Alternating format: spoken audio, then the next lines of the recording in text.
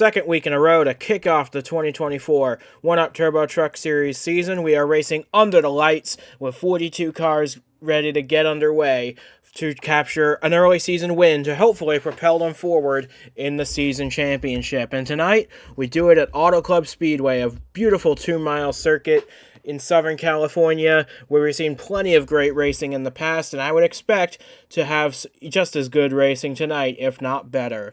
And alongside me to bring you all the action is the inaugural One-Up Turbo Truck Series champion, Ryan Griffin, with us as per usual. But this season has started off as anything but usual. We had some big surprises in the top 10 last week, and I fully expect us to have a few more in this race here tonight.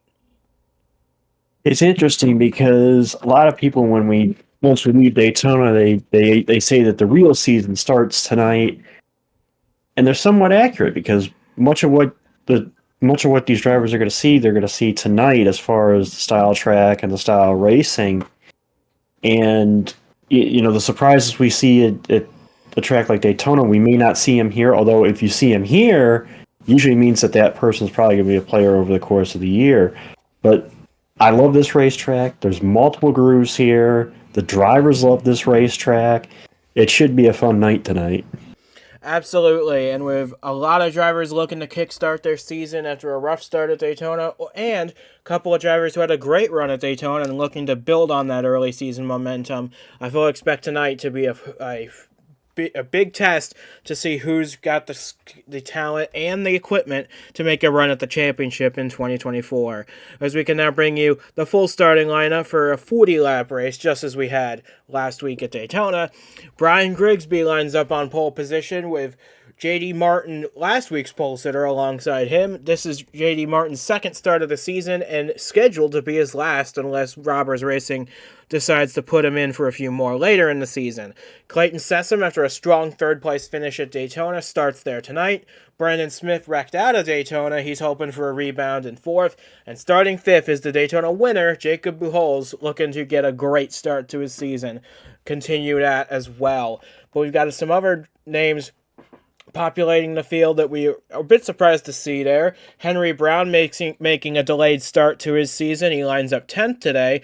DJ Curtis, after missing the top 10 for the first time in his career last week, he lines up 11th. And we've got some names in the midfield that are a bit of a surprise, like the entire New England Cruisers lineup. Justin Whitmer, the highest of the bunch, in 21st. Francois Chastain, 24th, who was fastest in practice this week. And Samantha Jade, 28th. But with that being said, there's a lot of big names starting a little further back than they'd like, but as you know, I would fully expect them to make a charge to the front if they've got the equipment to do so. Yeah, as I said, this track is very known. You don't get in a box here. There's places to move around. There's places to make up spots. I will fully expect at least a couple of the guys that are starting in the back to make their way toward the front, especially the veterans, by the time this race is over. Absolutely. But with that, we've got 42 trucks ready to take on 40 laps at Auto Club Speedway. We're ready to bring you that action now. This is the One-Up Turbo Truck Series from Auto Club Speedway, race number 2 of the year, and the green flag mere moments away from falling on the field and getting this great race underway. Pace truck getting ready to pull off, and it does. Brian Grigsby, J.D. Martin on the front row to get Auto Club underway. The fans are on their feet, and the race, number 2 of the season, underway, and Grigsby gets a good start off the line, but he doesn't have that much help on the inside. That outside looks a bit more organized, although that shouldn't play as much of a factor here as it did at Daytona last week. I mean, we can see that almost already. Grigsby out by about a good truck and a half on the outside lane, as the inside lane is going to have the momentum here. Grigsby going to maintain the lead, although the outside able to hang, so basically Grigsby in a lane on his own, and everybody else is fighting for second on back at the moment as they come into turn 3 for the first time, 3 and 4. Yep, and look at the lead Brian Grigsby has built over J.D. Martin. Sessom falls back a little bit in the middle groove, still will hang on to a spot in the top 10, but it will be Brian Grigsby and J.D. Martin leading the way by quite a comfortable margin over third place, which is now being occupied by Brandon Smith and the 13. As you know, here as opposed to Daytona, you can run 3 wide comfortably and not have any issues. Last week, of course, that was the big issue all throughout the week, is the field trying to go 4 wide. Here, we can comfortably go 4 wide, and there won't be any contact, but at the moment, even though the field is three wide behind him, Grigsby is out now to about a 3-truck length lead now on Martin. Definitely showing he's got at least the early pace here. And I think J.D. Martin's going to get a gift here in a minute because Paul Villalobos, his teammate, has passed Brandon Smith to move up in the 3rd, give a helping hand to the 6th as well. DJ Curtis makes his way up into the top 10 with a push from Aguazal. Curtis trying to recapture a spot in the top 10 that he missed out on at Daytona.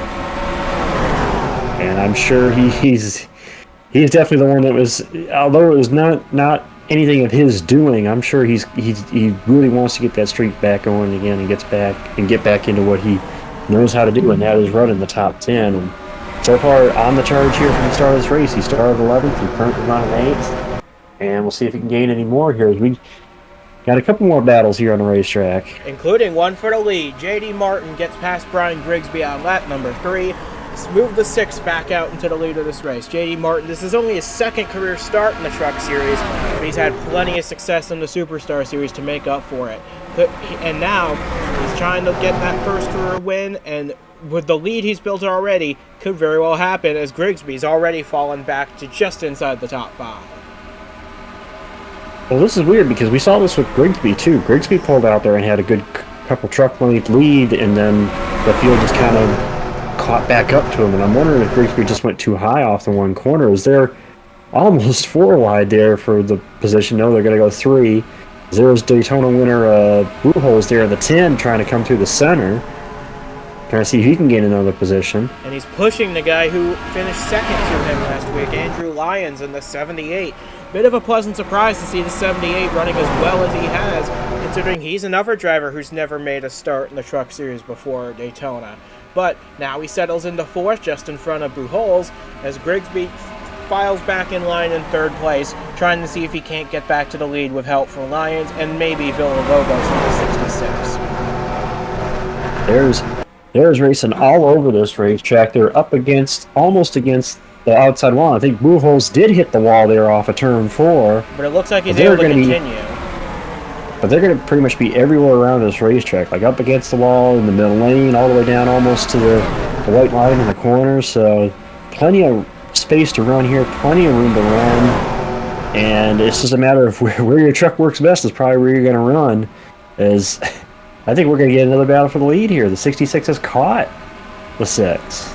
And these two are teammates, remember. J.D. Martin, Paul Villalobos, both part of the powerful Roberts Racing stable. Villalobos makes a move to the high side of the racetrack, trying to make something happen, but maybe, like you said, he got a bit too high, loses a bit of momentum. Martin continues to lead, but look at the battle further back in the top 10. Yeah, but to go to what he was doing there, what the 66 was doing off the corner, I think maybe what he was trying to do, you can get a little run here if you use the high side, come off the high side, get momentum, but if you get too high, you can get into that gray area, which is, all the dust, debris, and stuff up there, and you get set on your tires, you can kind of skate it up and slap the wall. And I think that's kind of what happened to our Daytona winner, Buchholz there, with his moment there off turn 4. I think he just got too high, got up the dust and everything else, the unpaved or the unclear groove, and got into the fence. But he's trying to make up for it now, trying to get past Aguazal in the 98. This is a truck that got a top 10 at Daytona.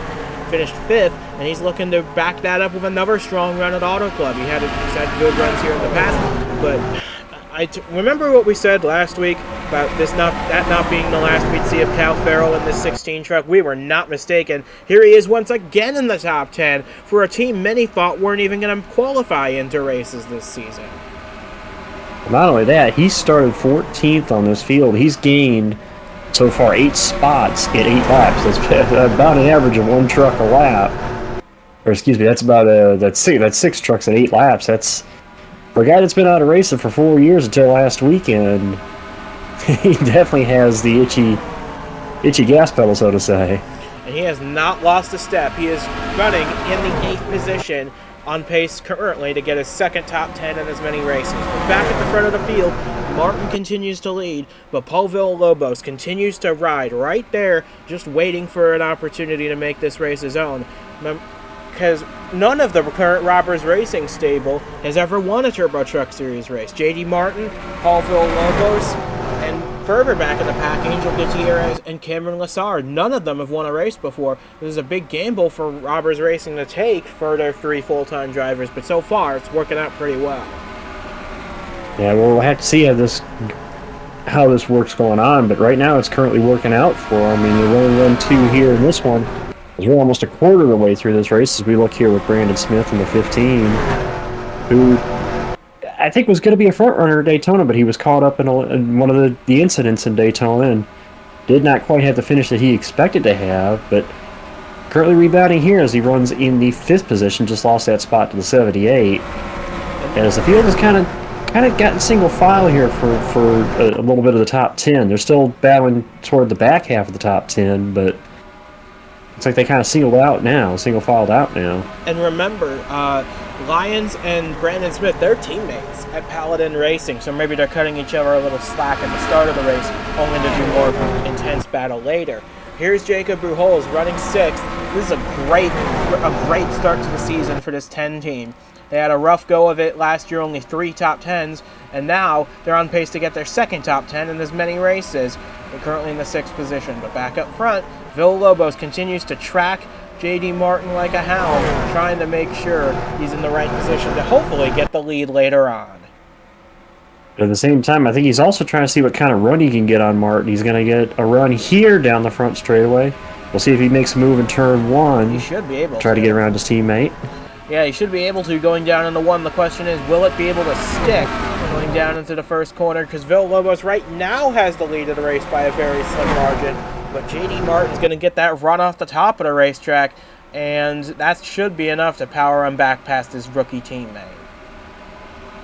We're going back to Buchholz for a second here. Yeah, when you come out of the box and you win Daytona, the only goal in your mind outside of the next week would be to go in and go get a top 5, go get a top 10, get a consistent good run the next week, and prove that Daytona wasn't a fluke. And so far this race, the 10 team definitely showing that Daytona was no fluke, as they run currently scored in the 7th position. As it looks like Paul, I think, might get JD here. He's got him cleared now, so he should be able to get him. Or no, Martin with a great run off the high side again, and he's actually going to maintain the point.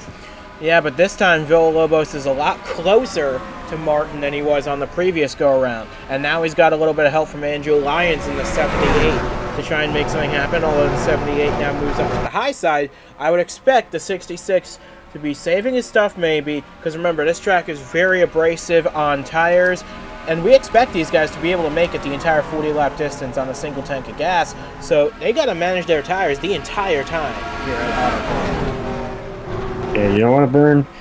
You almost want to take care of your tires so that you have some tire at the end if you need it.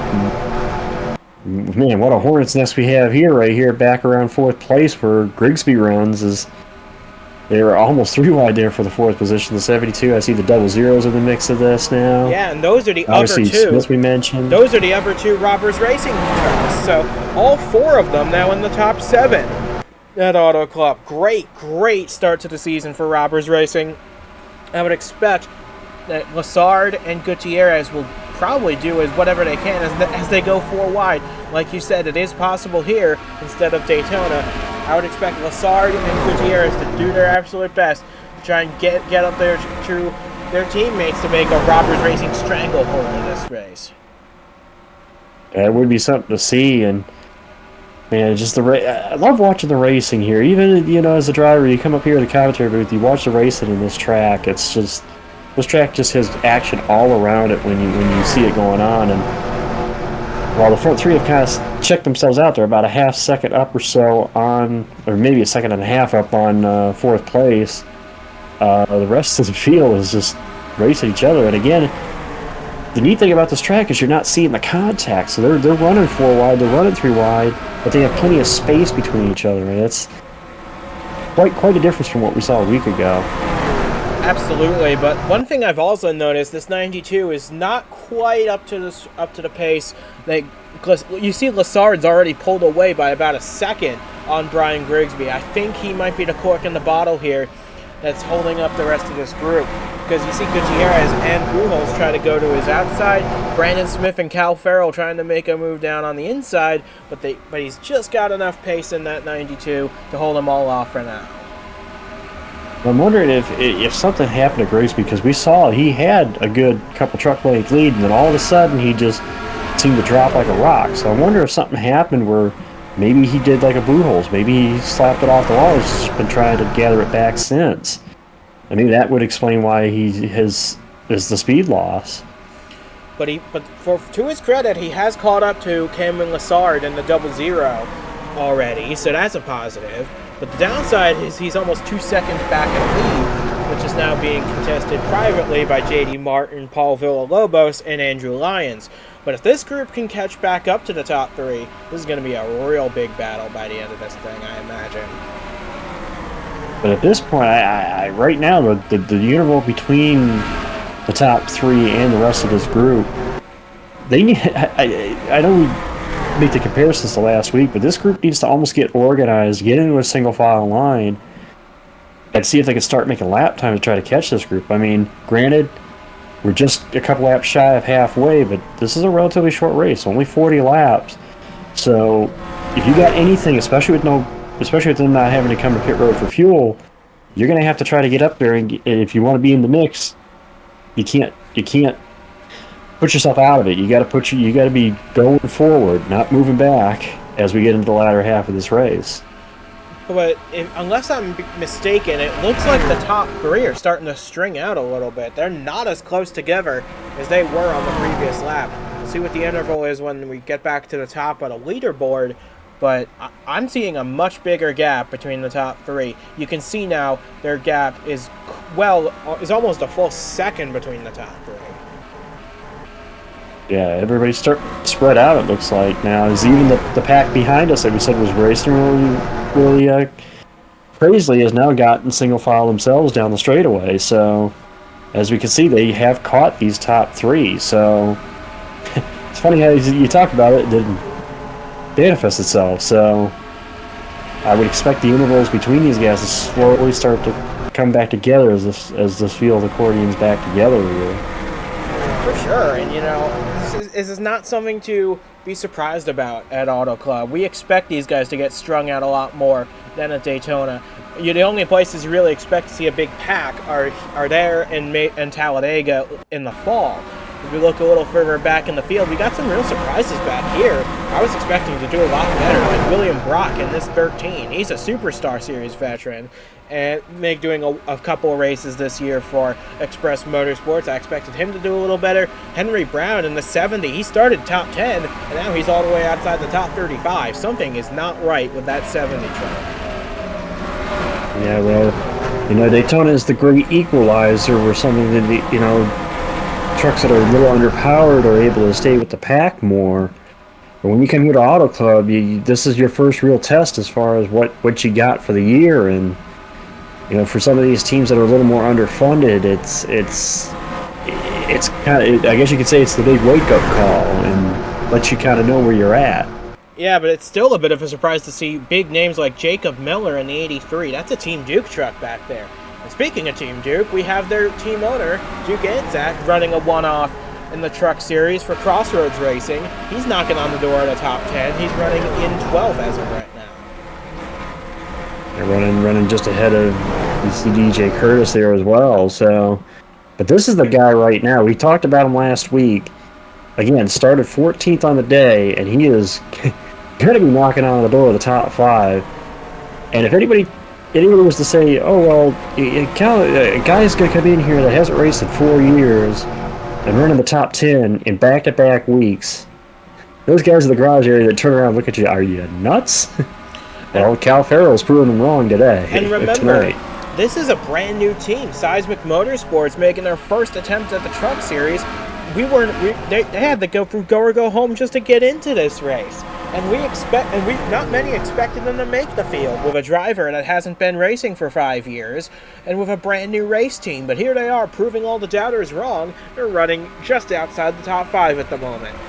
Running with some elite talent like J.D. Martin, Jacob Buchholz right in front of him, Brandon Smith right behind him. This Seismic Motorsports team, that's no joke. I'll say it's that old adage: you put the right people around you take one person and put them around somebody else. Who knows? They may click without you even knowing it. You just got to try combinations and see. And evidently, that team has found the right combination with that driver in the 16. So hopefully they can keep that together. We'll see if they keep doing this for the rest of this as the season goes on, and obviously for the rest of the race here. But we're now well past halfway. J.D. Martin's led all but the first 2 laps of this race, which Brian Grigsby led from pole. But Paul Villalobos is not letting his experienced teammate run away with this race. He's always maintained at least a half-second gap, if not less than that. And now he's got another teammate potentially to help him out, Cameron Lessard in the 00, as Farrell breaks his way into the top 5. Yeah, but I think the big one we want to see here truck-wise is the 00. He started 26 today. That 00 did, and he's in 4th place, and I think honestly he might be the best truck of the top 4 right now. Although personally, if he has to be top 5, I think it might be the 16. But Cal Farrell is jumping up in there as we see Brandon Smith got a little squirrely there underneath of Brian Grigsby going by the 92. And DJ Curtis lurking back there in 10th, always the ever-present threat. And Duke Ansack behind him. We'll see what he can do in this race, trying to claw his way into the top 10. This is, of course, like we said, Duke Ansack's only scheduled start for the year in this 11 truck. We might see him in for more, maybe later. But this is the only one for now, and he's making the most of it, knocking on the door of the top 10. Yep, and that's ultimately the goal everybody wants. Even if you're in just for a one-off race, get in the top 10 to give yourself a chance to possibly drive up there, race for the win. You first got to get to the top 10. Take it one step at a time. Get to the top 10, top 5, and then go for the lead. Which right now, that's lead, exactly what the 66 is doing here. This is going to be close at the line between the two teammates. 2 1,000ths of a second separated J.D. Martin from leading that lap. But Paul Villalobos to the point, and looks like he wants to keep it as he tries to stay out in front of the J.D. Martin machine. I think it's because I think Paul got the little flame lit up underneath him because he realized here comes the 78 and their other teammate, the 00. So he realized, okay, there's more guys coming. I got to jump on JD now. And how about Andrew Lyons making a move to the inside, trying to get second away from the 6? But we got Robbers Racing 1, 2, 3 on the top of the racetrack. All we need is for Angel Gutierrez to jump up into the mix and push all 4 of them to the point. But it's Villalobos that leads now with 13 laps to go. Well, with 13 to go, this lead group has actually tightened back up. Is back to Cal Farrell in 5th, and even Buchholz in the 10. It's only just a little over a second right now. So these guys are tightening back up, which means any one of these guys could possibly win this race. Yeah, and wouldn't it be something for Paul Villalobos? He was tapped to drive this truck late last season for Robbers Racing after another driver fell through, and currently he's proving that they've made the right decision. He's leading this race, coming to 12 laps to go, as J.D. Martin starts to slip backwards. He's fallen back to 4th, might even lose that spot to Cal Farrell. And I think we're starting to see, because we saw it with the 92 up front, and we may start to see it here with the 6. As this field continues to, there's guys coming right now. I see the 10's back there. The 72 is actually closed within a second of the lead. So I think it's this front group as a whole has closed up on each other. So I don't know if it's just trucks that are handling better or running better or manage their tires better starting to come forward. But yeah, this field's starting to tighten back up again. And I got to give a tip of the hat to the guy you were mentioning earlier, Cameron Lessard. Like you said, he started 26 today. Now he's running. He almost got second at the line. Missed out by 6 1,000ths of a second to J.D. Martin. But as at the line last time by, we had a Robbers Racing 1, 2, 3. This team hasn't even gotten a 1-2 finish in the Truck Series. Imagine that they brought it home with 3 or maybe even all 4 cars at the front.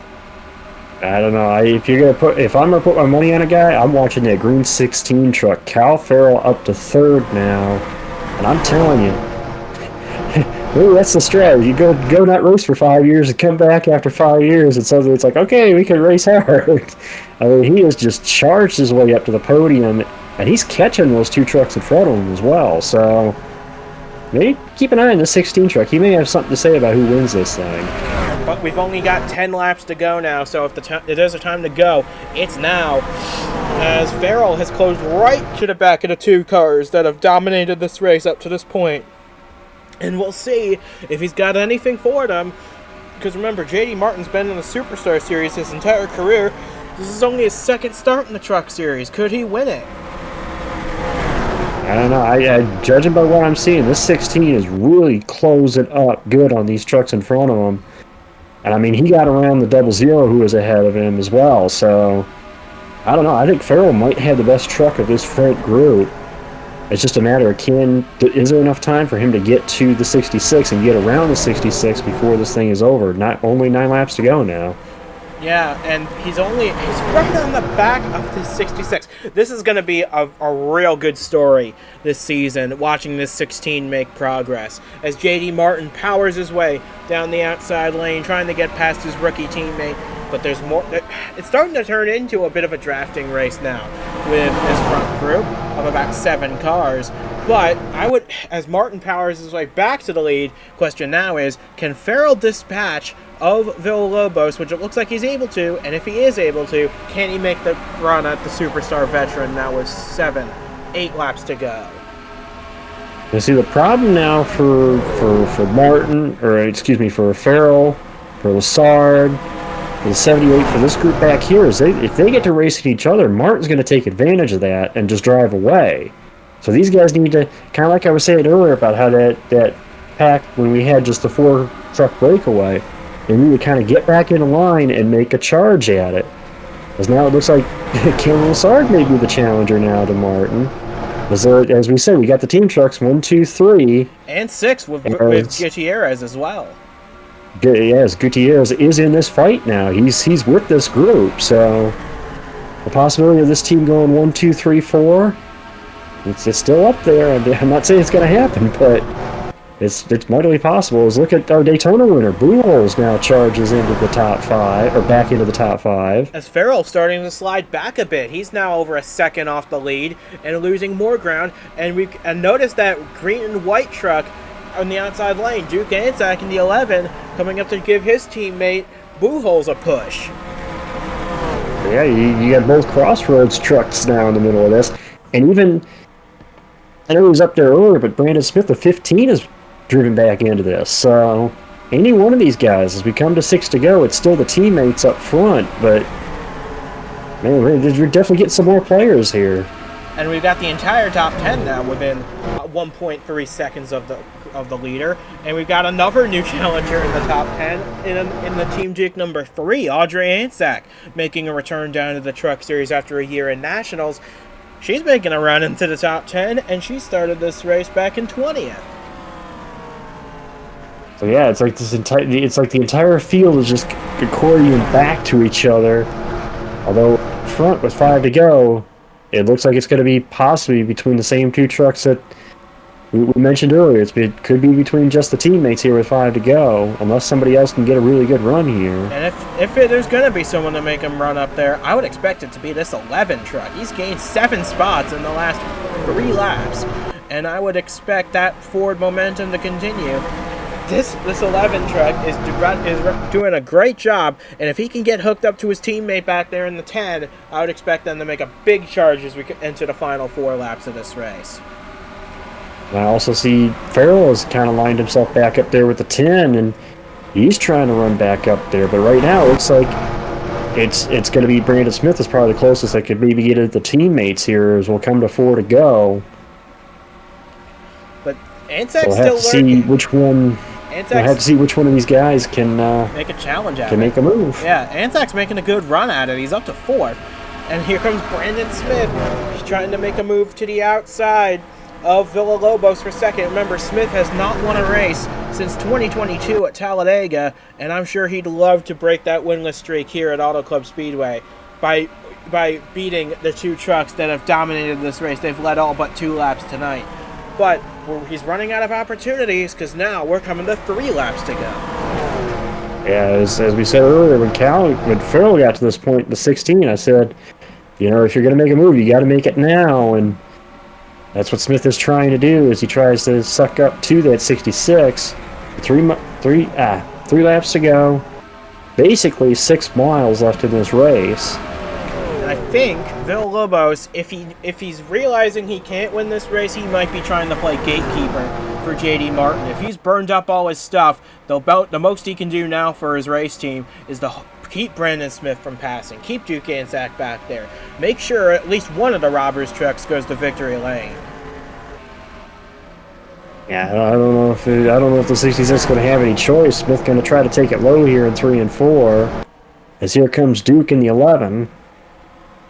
And I think Smith might get him down the front straightaway here. We'll see if he can clear him. That's the hard part, though, and I think that's what happened to Farrell. Farrell got to the inside for second. It just it almost as if his momentum stalled out. He wasn't able to go any further. So we'll see if Smith can do a little more than what Farrell did earlier. Now with 1.5 laps to go now, Brandon Smith and Duke Ansack have gotten past the 66. His defending work is complete for this race. We're coming to the white flag this time. The question now is, can Brandon Smith or Duke Ansack make up nearly a second's lead in the final 2 miles here at Auto Club Speedway? I think J.D. Martin's best friend might be his teammate, and it could have been the 15 of all, because I don't think the 11 is going to have enough to get him on this last lap. I think they're going to race each other. This might be Martin's race. We'll see as he goes to turn 1 here on the last lap. J.D. Martin, remember, he had a wretched season in the Superstar Series last year. He came so close to the win so many times, but never was able to make the trip to victory lane. But in only his second Turbo Truck Series start, he could be making it happen right here. As Duke Ansack battles Brandon Smith, this could be what Martin was looking for through 3 and 4 for the final time. J.D. Martin, this is a big year for him at Robbers Racing. He needs to prove he still belongs at the top echelon of racing, and I think he's going to be able to prove that here tonight. Off of 4, it's going to be J.D. Martin holding off Duke Ansack and Brandon Smith to post the victory in Auto Club's Turbo Truck Series event. Martin wins it, and how about our Daytona winner, Buchholz, takes home 4th. Back-to-back top 5s to start the year for that 10 team. A lot of good stories, because Crossroads Racing's put 2 trucks in the top 5, with Duke Ansack 2nd and Buchholz 4th. Brandon Smith splits the 2 and 3rd. Villalobos slips to 5th at the end, but how about Cal Farrell? 2 straight top 10s after 5 years out of the driver's seat. That is an incredible start to the year for that 16 team. Angel Gutierrez brings it home 7th to put all 4 Robbers Racing trucks. Well, actually, no. That's only 3 of them, because Cameron Lassard dropped like a rock at the end of the race. But that's still 3 top 10s for Robbers Racing. You can't go wrong there. Andrew Lyons, great start to the year for him in 8th. And then Curtis and Grigsby put the 2 FPM trucks in the top 10 at the end of this one. But how about what J.D. Martin was able to do in this race? He led 32 out of 40 laps tonight. I don't think the win was ever in question. Well, I said going into tonight that, several drivers say that this is where the real season starts, and I think maybe J.D. Martin took that to heart and said, okay, if this is where the season starts, then let me show you what I got for this season. And he pretty much showed him tonight. And keep in mind, he's racing for a championship over in the Superstar Series.